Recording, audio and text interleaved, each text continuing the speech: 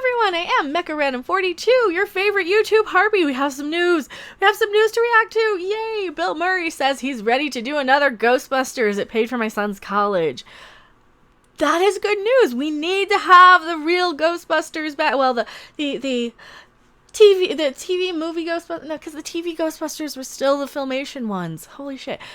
The most popular Ghostbusters. I gotta correct myself because I'm still a fan of the old Forrest Tucker, Larry Storch Filmation live action one even. And the stupid animated one. Yeah, I like the one with the gorilla still a little bit.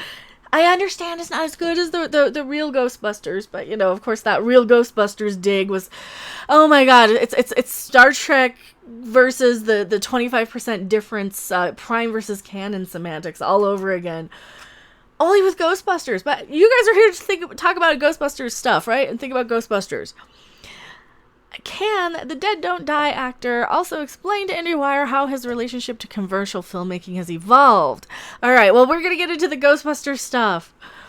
Bill Murray moved beyond the legacy of Ghostbusters long ago, but it still follows him around. At the Cannes Film Festival, the elusive deadpan legend showed up to support Jim Jarmusch's, I can't say your name, The Dead Don't Die, a zombie movie laced with social satire in which he plays one of the leads. Well, he was in Zombieland. You know, but Bill Murray is kind of one of those legends. He's just, some of these young people don't like him because they don't get his humor. They're like, oh, he's sexist, he's whatever. He's Bill Murray. You know, what's not to love? In a few weeks, he'll start production on Sofia Coppola's New York set On the Rocks, his first feature-length collaboration with the director since Lost in Translation. Since his Oscar-nominated turn in the beloved 2003 effort marked a turning point on his career. Murray's profile has been more closely associated with edgier projects than the supernatural 80s franchise that Sony continues to reboot. Yeah, they continue. They just won't let that one go, will they? But it's okay. It's okay. We have Jason Reitman behind the wheels on this one. Hopefully it's going to be good. He seems to know what we want. He seems to be giving us what we want. Either that or he's really good at bullshitting us. I don't know. I gotta have faith in somebody who's about my age, who was... Yeah, I gotta have faith in him. I'm sorry. Yeah, I'm older than I look. I'm gonna have some faith in Jason Reitman for now. Until we start hearing other stuff. From what we've heard, though, and go check out my last video. I'm surprised it didn't do better, get better traction. We think Sigourney Weaver is coming back as well. So, good news there. Murray famously declined to participate in another Ghostbusters movie for years, and his deal with the studio prevented the project from going forward without his consent until he relinquished with a cameo in the all-female 2016. We don't speak of that. That is a trigger to me. That is how a lot of this stuff started, was Ghostbusters 2016 for me. And damn it, I should have switched over my channel then from gaming. Ghostbusters, where it all starts with a lot of us here. Now director Jason Reitman, whose father, Ivan Reitman, directed the original, is set to direct a secretive Ghostbusters project scheduled for release next year. Next year's going to be a good year for movies, I think. Or at least for being a YouTuber talking about all these cool movies. And Murray said in an interview from Cannes that he would have no problem participating in it. That is good news. The franchise paid for my son's college, he says, as he sipped coffee at the Carlton Hotel. We made this thing. We're the caretakers of it. It's a great thing, and it's a really fun movie to make. It's a real movie with some real funny stuff in it. However, he added that his connection to the franchise was determined by his relationship to the actors in the original. They're wonderful people, he said. Danny, for Aykroyd, Ernie, Harold Ramis, and Rick Moranis, and Annie Potts. They're some of the coolest people. And they had real careers. They treat people well. They really understand what it is to be a movie actor. It's a complete collaboration. What does this tell us about some of the other movies and movie stars and actors and directors that are out there?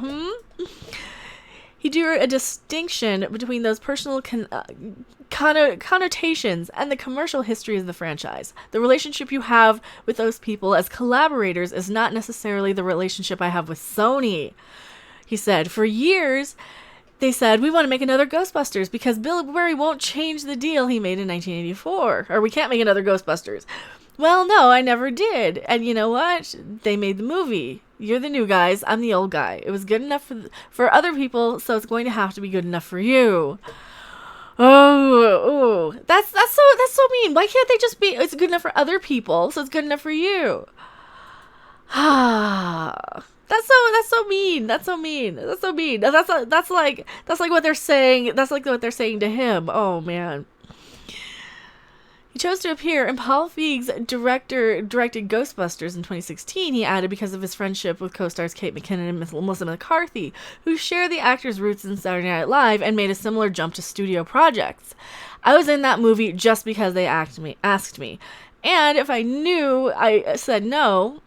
And I knew if I was... Wow, why can't I read today? I can't read today. And I knew if I said no, I was saying I didn't support that movie, he said. I felt like, okay, I'm going to support them because I support them as people. So I did that one, and I would do this next one. But he didn't support the movie, though. He's just saying, no, I don't support this movie. Fuck Ghostbusters 2016. But I like Kate McKinnon and Melissa McCarthy. Oh, that's a good thing. That's a good thing. That's an interesting, because we kind of knew. I think we already kind of knew that. Oh, Lord. Murray's disdain for Hollywood filmmaking has been intensified in recent years as he's contemplated his currency as an actor. The big studio movies now have their own computer-generated way of doing things and formula that they use. Oh, tell me about it. He said, I think they really do crunch the numbers on how many Twitter followers we have and all that stuff. I think that's actually a factor. But since I have no Twitter followers, I'm not a bankable person in their world. I'm a big negative on the movie. This is where we get into that parent analytics bullshit that we're always picking on over on Midnight's Edge After Dark. And on my channel too. Because the parent analytics only count fake numbers. They count how many people are tweeting about it, how popular it is with Twitter people. So they make movies that are total dog shit to some people who are, and I think this is how they market them. How can we piss off and subvert the expectations of as many people as possible?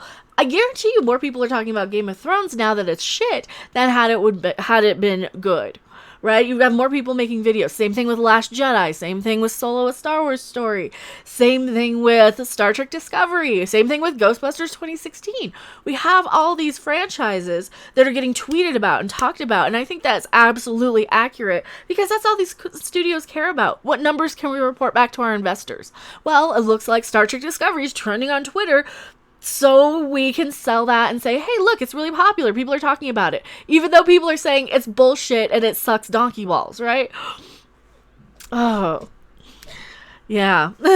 So I'm sorry. I would rather see any movie with Bill Murray than Brie Larson. Just saying. As much as somebody like her trends on Twitter, right? At the same time, Murray added, he's taken a skeptical approach to the commercial system since the early days of his stardom. He laughed as he recalled an experience shooting the first Ghostbusters at Columbia Pictures in the early 1980s, shortly after Coca-Cola acquired the studio.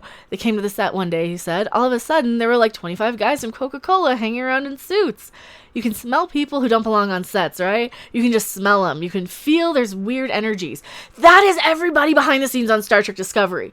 That is everybody there. Every time I see an interview with something like, oh, you're just a corporate weenie. You're just a yes man. You're not a producer. Alex Kurtzman. He leaned forward for dramatic effect. You can almost smell the enemy because the enemy is distraction. There is nothing that creative people hate more than the studio notes. Than studio notes. I'm sorry. I don't want the studio notes. I don't want the hey, the studio says we need to do this. We need to have more of this because our focus group says we need more of this. That's the only reason Goose the Cat was probably in the goddamn movie with Captain Marvel. They're like, we need something to market this towards women. Women like cats. Let's put a cat in the movie. Just saying. Chuckled. I'd just like to tell this story because it's funny to me, he continued. So they came and we're huddled in the middle of a scene, and we're in the middle of a scene. I immediately stopped what we're doing and just sort of walked over and started talking to them, and I kept talking to them. I went on and on. It wasn't 2 minutes, it was 10 minutes. It wasn't a half an hour. When we passed half an hour, it got to the 40-minute range, they started going, there's 200 people watching us talk to this motherfucker. Maybe we should go. And they left and never came back. That's how you do it. You just waste the time because time is money on a set. This is why we love Bill Murray. So hopefully we're going to get some good news about Ghostbusters 2020, not 2016. Fuck 2016. 2020 is where it's at. There's too many. It's just Ghostbusters 3. It is just Ghostbusters 3. So What do you guys think? I think this is kind of just a funny little story to show you guys.